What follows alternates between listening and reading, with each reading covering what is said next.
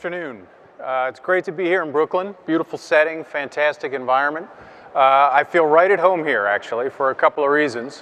One, New York City is my home, so it's kind of a home game for me. But there's another reason, too. Brooklyn's known for many things. The Dodgers, the bridge that you see out the window there, hipsters, of which I clearly am not one of. A long list of incredibly accomplished people in the arts and sciences and sports and entertainment. But one thing that isn't as widely known is that Brooklyn is the home of the very first bank-issued credit card. And that was something that came into being in 1946. The Flatbush National Bank of Brooklyn was the first bank to provide to their customers a card that they could use with a group of local merchants, only merchants in the neighborhood, who had agreed to accept that card for payment in lieu of the usual store credit account system that people had used before then. And from that humble beginnings, a big idea was born. It was a convenient way for people to pay for things and a convenient way for merchants to sell things. Our industry's come a long way since then. It was in 1966 then, roughly 20 years later, that MasterCard was founded. And in the roughly 50 years since then, through our products and technology, we have taken this patchwork of local programs, local banks with local merchant networks, and stitched them together into a global network that now includes tens of thousands of banks and tens of millions of merchants that enable people to pay for things conveniently anywhere around the world, and have in many ways changed the way we as consumers live, changed the way businesses are built and thrive, changed the way economies develop. And that's been done on the basis of greater connectedness of those networks. It's been done on the basis of increased accessibility for people to get access to those payments, and it's been done on the basis of interoperability. So that's something I can do here in Brooklyn. It's the same way I can pay for things in Berlin or Bangladesh. It doesn't matter. The travel industry, likewise, has come a long way.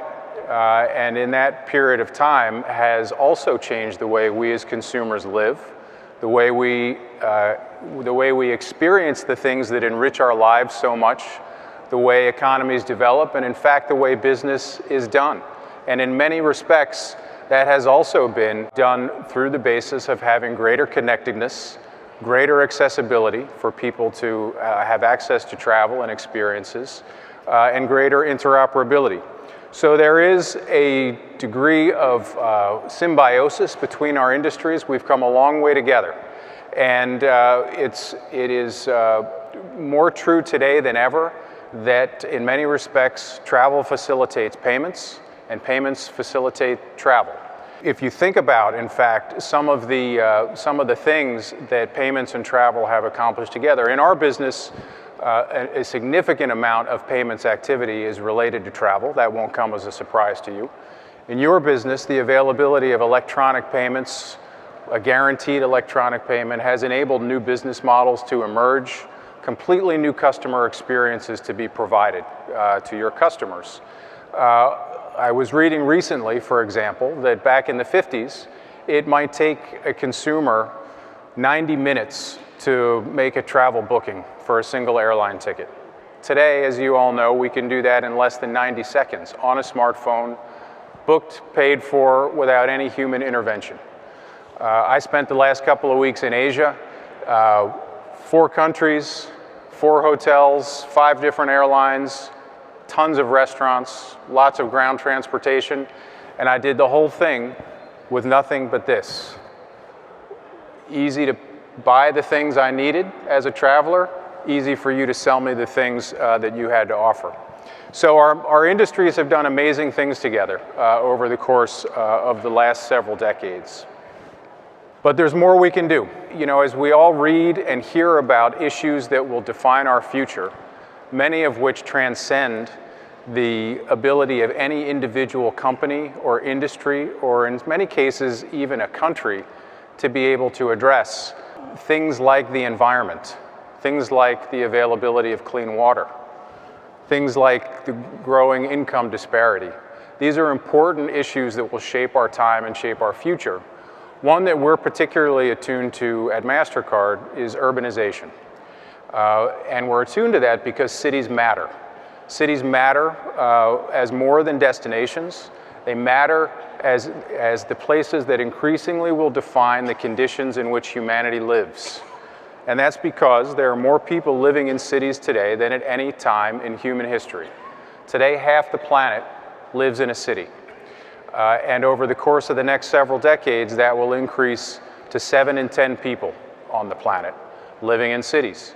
That pace of urbanization and the scale at which cities are growing is creating a unique opportunity for us to think about how to make cities better and how to make better cities. Even the way we think about a city has changed significantly. So it wasn't long ago that we thought a city of 1 million people was a pretty big city. Today there's 350 cities in the world that have more than 1 million people. 160 of those alone are in China, more than 50 in India, only 10, as a matter of fact, here in the United States. But the pace at which these cities are developing and the scale at which they're developing is unprecedented. Shanghai today has roughly the equivalent population of Australia. That's a big city. That poses a range of challenges that are unprecedented in our history, but with it, some very interesting opportunities. And they're opportunities that we at MasterCard are very focused on. We are intensely attuned to the challenges of cities, in part because they represent 80% of GDP, which is a good thing for all of us to focus on, but also in part because of the importance of their future in shaping our lives. And that's why we're investing in things like our Global Destination Cities Index that gives us a sense of who's going where, our African Cities Growth Index that gives us some perspective on the extent to which cities are growing economically, but in an inclusive way, our Priceless Cities platform, which will be familiar to many of you, that helps give people access to the best things that the best cities in the world have to offer. That's a start, but it's not enough, and we can go farther. Which brings me to the notion of smart cities. Smart cities will be an important element of ensuring this trend towards urbanization is conducted in ways that are socially beneficial, let me say. There isn't really a single definition of what a smart city is, but some things that we view as being fundamental to a smart city is that they are digital, they're connected, they're inclusive, and there's a degree of interoperability between those things. So by having connectedness and digital functionality, interoperable systems, sensors, platforms, data can be shared across these cities, across different components of city infrastructure to make them more intelligent. And what that results in is cities that have a better quality of life and therefore are more livable. They're cities that have richer local economies and therefore provide more employment opportunities for their citizens. And they're cities that are more sustainable. The common link in making these reality, in many cases, is data and intelligence. And it's all about helping cities leverage data to make better decisions about investment, about resource allocation, to bring the benefits of that urban environment to more and more of its citizens in a cost-effective and efficient way. So that's a little bit about what defines a smart city. The question is, so what? So how do we do that? How do we get to a point where our cities are smarter, where our cities are providing more robust economic growth in an ecologically sustainable way, and in a way that is including more and more of our citizens who we share those cities with? There is no easy answer. There's not a silver bullet on this. There's a few areas that we are focusing on at MasterCard to help, and I'll touch on them. One is leveraging data to improve decision making. In some cases, that's data about a city, some of which I alluded to earlier. So for example, understanding in greater detail where people are coming from when they visit a city, whether that's an international point of origin or another domestic point of origin, understanding where they're coming from, and then as importantly, what are they doing when they get there? Where are they going? Where are they shopping? What are they buying? How much are they spending? These are things that can help cities make decisions around investment, around promoting local economies, around promoting small businesses that are so important to the fabric of any city. There's also an ability to use data to make more informed decisions about managing a city. So for example, in many cities, there are growing burdens on infrastructure around transportation. Data, payments data, can be used to help inform and manage transportation, roadways, parking facilities at peak periods by understanding the relative demand relative to supply and encouraging people through using incentives to perhaps modify their behaviors in ways that shift the peak demand periods in ways that don't exceed capacity and help manage the available capacity more effectively. So data-driven decision-making is one. I've already touched a little bit on the quality of urban transport, but I want to emphasize this one. It's very interesting, a very interesting area. We're doing some research with the Harvard Center for International Development that suggests the quality of urban transport is highly correlated to the economic health and vibrancy of a city and the neighborhoods within that city. Even in this digital age, where it feels like we can do anything from anywhere, the ability to quickly and efficiently move people around a city has a very important impact on the economic health of the city and standards of living in that city.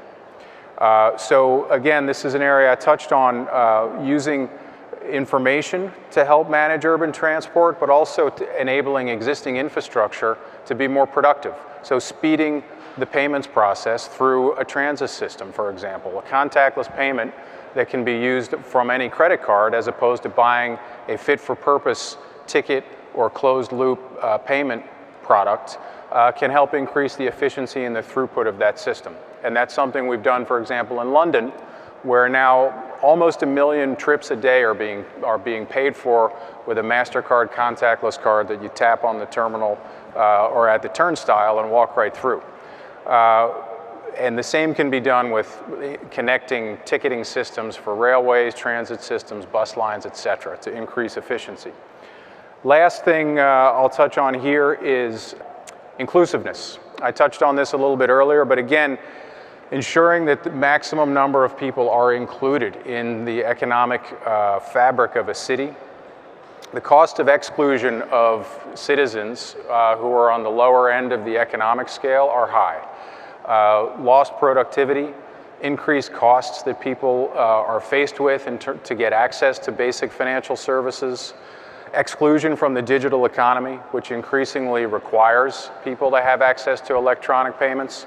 This is something we're intensely focused on at MasterCard, and in fact, over the course of the last several years, have brought electronic payments to literally hundreds of millions of new consumers around the world in markets of all shapes and sizes, from the US to Nigeria and everything in between. So, those are a few things we're working on. None of those is the answer in and of itself, but together, hopefully, you can see how they begin to weave a fabric of what a smart city might look like.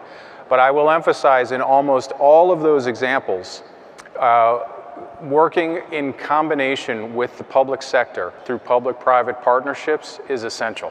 These issues are bigger than any one industry, any one company, any one government in many cases can tackle. So working together in these public-private partnerships where we can leverage the power and reach of the public sector with the creativity and the ingenuity and the capital that the private sector provides is essential. And I will emphasize this is not philanthropy, although philanthropy is important.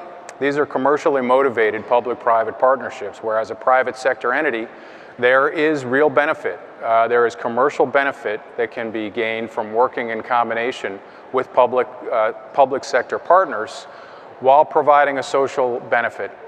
So it's a real example of doing well while doing good. So I've made the point a bit, the future of payments and cities is inextricably linked. The future of travel and cities are inextricably linked. You guys are well aware of this because this is the industry you're in. Travel and tourism is the largest industry in the world. It accounts for roughly 10% of global GDP. It provides roughly 1 in 11 jobs on the planet. That has an enormous economic reach and influence. So working together to find ways to improve the quality of our cities is an important area, and the travel industry is just too big and too influential not to play an important role in this as we think about how to make cities better for the future. The travel industry and the payments industry together have done some amazing things in the past. We have a unique opportunity now to not only work together in the future, but to work together for the future of cities, where we can make cities more economically vibrant, more commercially viable, more sustainable, more valuable as the centers of humanity that they are and that they will continue to be. So I will close with this African proverb that if you want to go fast, go alone. If you want to go far, go together. This is an area where we have a real opportunity to go together to make cities better for the future, make cities smarter, and to make smarter cities. And we look forward to going far on that journey, hopefully with many of you in the future. Thank you.